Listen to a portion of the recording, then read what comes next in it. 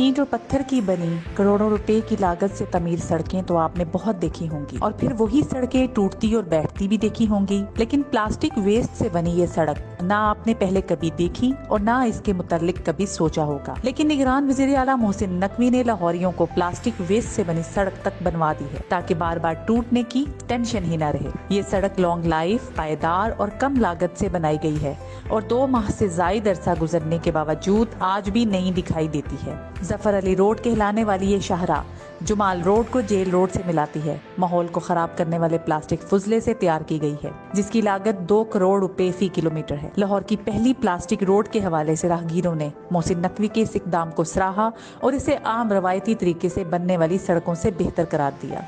جی یہ پلاسٹک کا روڈ ہے، میں ادھر سے ڈیلی 2 دفعہ